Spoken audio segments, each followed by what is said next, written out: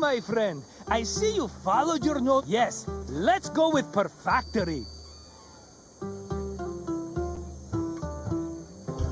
This sensuous little island is where perfume was produced.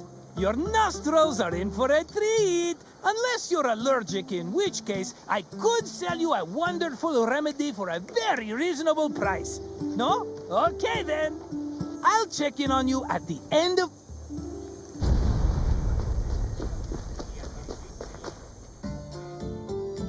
Perfume-making techniques were invented and perfected in Mesopotamia and Egypt, beginning in the 4th millennium BCE.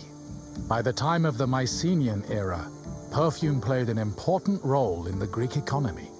Mostly reserved for kings, priests, and aristocrats in the beginning, it later became more widely available during the classical and Hellenistic periods. Greeks used perfume for more than just personal cosmetics. It also had sacred uses. For example, cults would sometimes anoint their god's statue with perfume, and it was also used during rituals like weddings and funerals. Food and wine could also be scented with perfume to add to a meal's presentation. The art of making perfume was part of medicine and pharmacology, and physicians devoted entire books listing the best perfume recipes.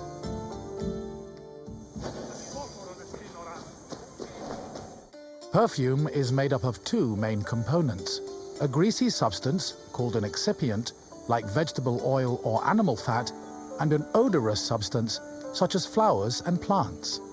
For ancient Greeks, the most common excipient was olive oil.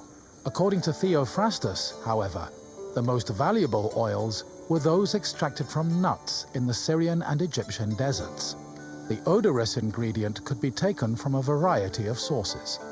These include flowers like roses or lilies, herbs like oregano, spices like saffron, resins like amber, and leaves from plants. Some fragrances were also imported from outside of Greece, like Indian cinnamon and Syrian frankincense. These exotic scents were considered exceptionally precious.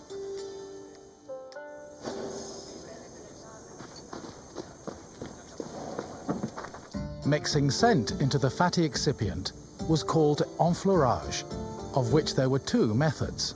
If the flower being used for the scent was fragile, the preferred method of extraction was cold enfleurage, which required an oil-soaked cloth.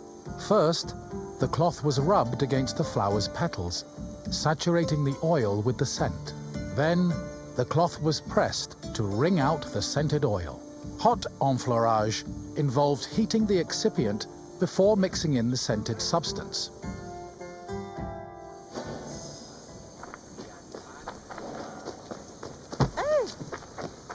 The hot enfleurage process consisted of heating and distillation. After the scented ingredients were dipped into heated oil, the mixture was then filtered before being pressed and decanted. Once the mixture was complete, spices, coloring agents, and fixatives were added, along with preservatives to prevent the perfume from spoiling. Finally, the liquid was hermetically sealed in bottles, ready to be shipped to market.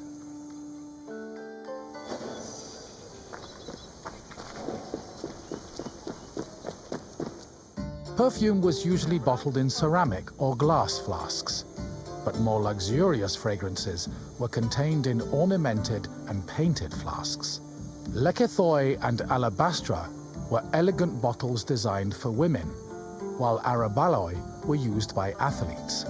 It was common for the bottle's craftsmen to brand them to prevent frauds and knockoffs. Perfume shops were usually located in city centers, befitting of their importance. In addition to selling perfume, they were also sometimes used as meeting places. For example, the perfume shops near Athens's Agora were frequented every morning by the city's youth.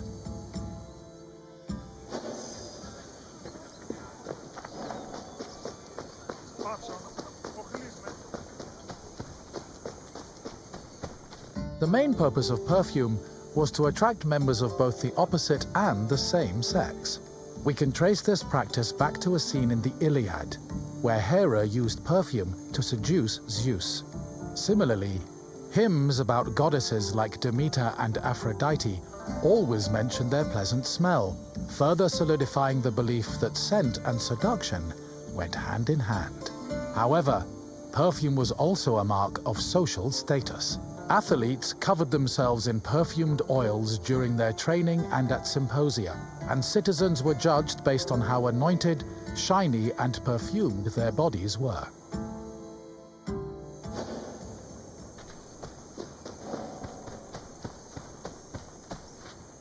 Hello again, my friend. I hope you see now how important perfume was. Not only for aesthetic, I wouldn't charge so... What else can Marco...